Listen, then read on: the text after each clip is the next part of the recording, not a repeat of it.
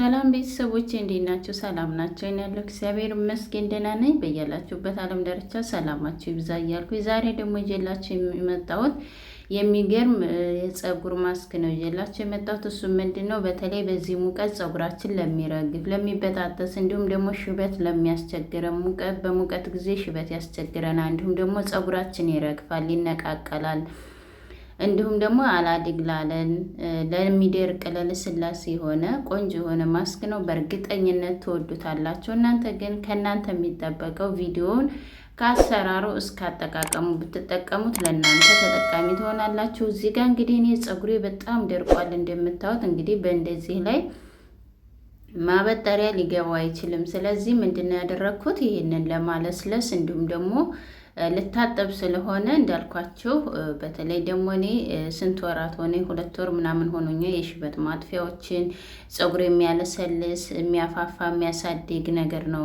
እየተጠቀምኩት ያለሁት ማለት ነው። እዚህ ጋር እንግዲህ የተጠቀምኩት በመጀመሪያ ደረጃ አብሽ ነው። አብሽ ለፀጉር በጣም ወሳኝ የሆነ ነው።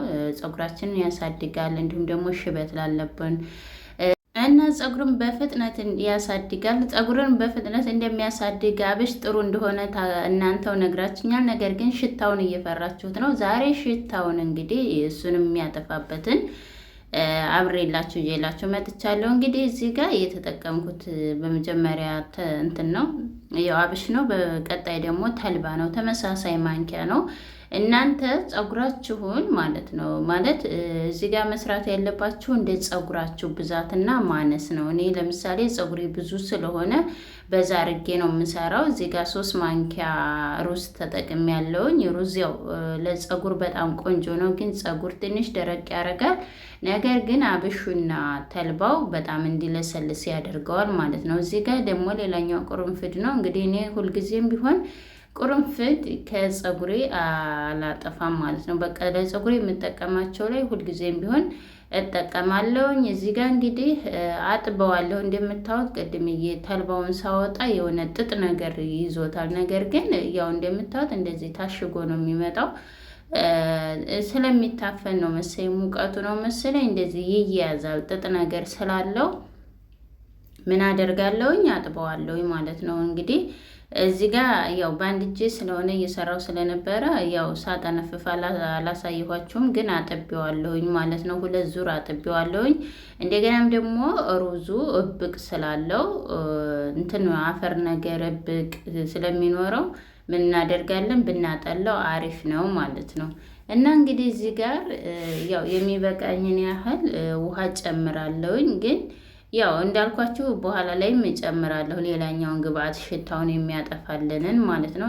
ቅድም አይታችሁታል እንግዲህ መግቢያ ላይ ጥቁር ሆኖ ያያችሁት ማለት ነው። እና እዚህ ጋር እንግዲህ በደንብ አድርገን እጃችን ሳይለይ እሳቱን እንግዲህ እኔ ከፍተኛ እሳት ላይ ነው የማደርገው ማለት ነው። ውሃ ጨምሬበታለሁኝ። እኔ በዛ አርጌ ነው የምሰራው።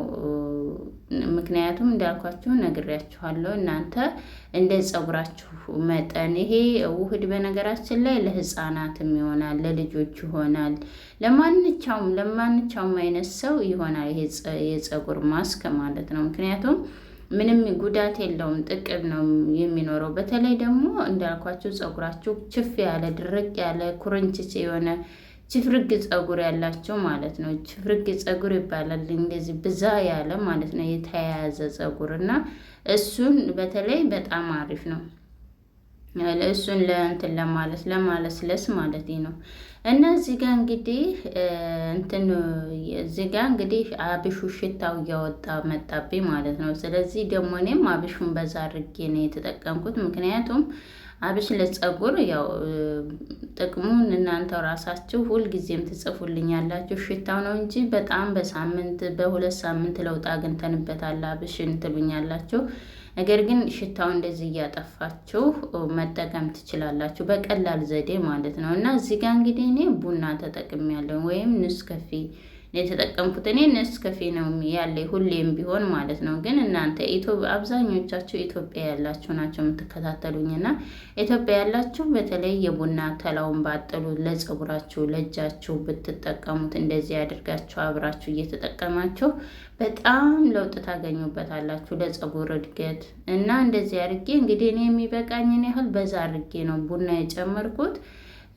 ቡና እንግዲህ እኔ እንትን ፀጉራችንን ያሳድጋል፣ እንዲሁም ደግሞ የፀጉራችንን ውበት ይጠብቃል። እንዲሁም ሽበት ላለብን ማለት ያለ እድሜያችን የወጣ ሽበትን ለመቀነስ አመዳማ የሆነ ፀጉርን ቡና ወደ ቆንጆ መልክ እንዲኖረው ያደርገዋል ማለት ነው።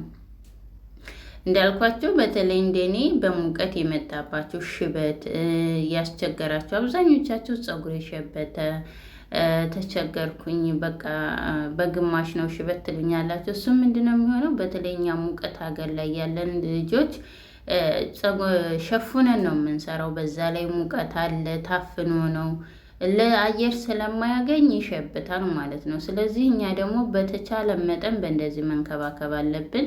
እንግዲህ እንደምታዩት እኔ ውሃ እየጨመርኩበት ነው። በደንብ እያረኩ እያንተከተኩት ያለሁት እስከ 10 ደቂቃ ድረስ ወይም ደግሞ እሳታቸው ከፍተኛ ከሆነ ከ5 እስከ 6 ደቂቃ ይበቃዋል። በቃ ጄሊ እስከሚሆንላችሁ ድረስ ማለት ነው። እንደዚህ ጄሊ እስከሚሆንላችሁ ድረስ መጠበቅ ነው ያለባችሁ ማለት ነው። እስከዛ ድረስ ማብሰል ነው።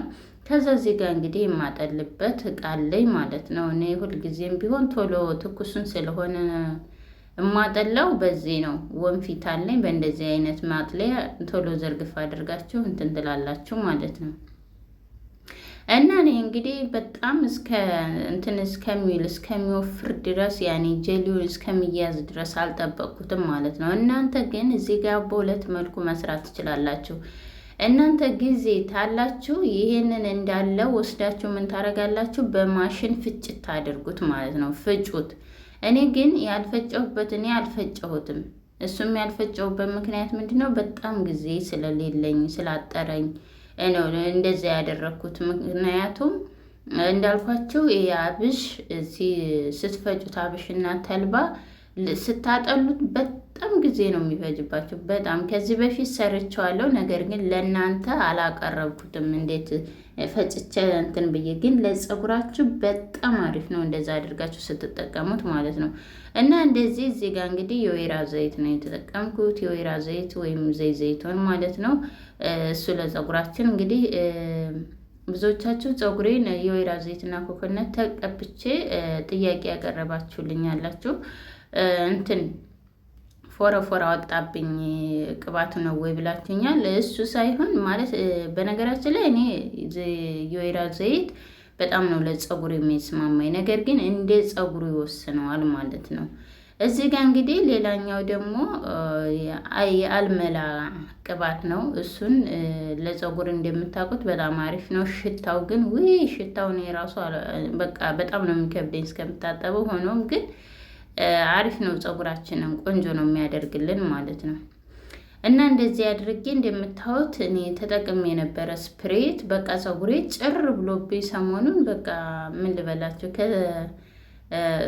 ለቅቄዋለሁ። እንደውም ቪዲዮም ማለት ነው የሚያበዛልኝን የሚመልስልኝን ከፊት ንቅል እያለ እየተቸገርኩ ነበርና እሱን ተጠቅሜ ነበረ። እንደምታዩት ይኸውላችሁ ተያይዟል። በቃ ፈትቸው ነበረ ተሹርባ እንደተፈታ ነው።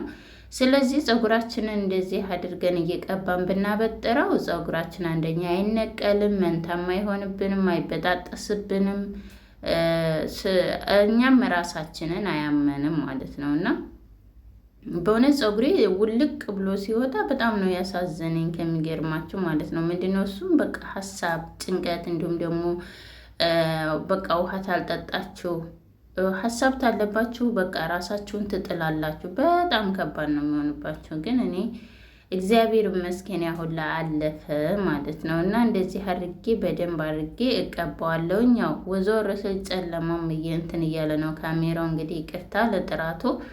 እንደዚህ እያደረግኩኝ እኔ ቀስ እያልኩ ነው። ቀጠን አድርጌዋለሁ ደግሞ ከሚገርማችሁ ቀጭን ነው እሱ። ምንድን ነው ስር ገብቶ ወደ ቆዳዬ እንዲገባ እንዲሁም ደግሞ ፀጉሬ እንዳዳርሰው እንዳልኳችሁ በደንብ አድርጎ እንዲያዳርስልኝ እየከፈልኩኝ እንደዚህ እቀባዋለሁ ማለት ነው። ሁልጊዜም ቢሆን ፀጉራችሁን ስትቀቡ ከቆዳችሁ ቢሆን አሪፍ ነው። ቆዳችን ላይ ሲያርፍ አንደኛ የፊታችን ውበት ይጨምራል። ሁለተኛ በቃ በውልብልብታችን ወደ ውስጡ ስለሚገባ ወደ ቆዳችን በጣም አሪፍ ነው። እናንተም ራሳችሁ ምታት ላለባችሁ በቃ የሆነ ቅልል ነው የሚላቸው ማለት ነው።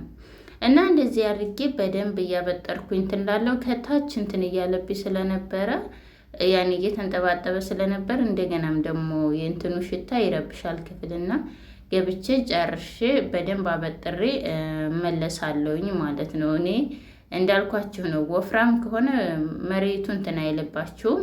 ይሄም ሙሉ ደግሞ ስቀባ ደግሞ ጊዜ ይፈጃል፣ ቪዲዮ ይረዝምባቸዋል ማለት ነው። እና እንደዚህ አድርጌ ጨርሼ አበጥሬ አዳርሼው በቃ ፀጉሬ ያው እንዳልኳችሁ እያበጠርኩ ነው የማዳርሰው፣ አለበለዚያ በስሩ አይደርሰውም ማለት ነው። እና እንደዚህ አድርጌ በፌስታ ሽፉን አድርጌ ለ1 ሰዓት ወይም ለ30 ደቂቃ ለ2 ሰዓት ማቆየት ትችላላችሁ። እና የዛሬው ቪዲዮ ይህንን ይመስል ነበር። ቪዲዮን ተወደዳችሁ ላይክ፣ ሰብስክራይብ ማድረግ አትርሱ።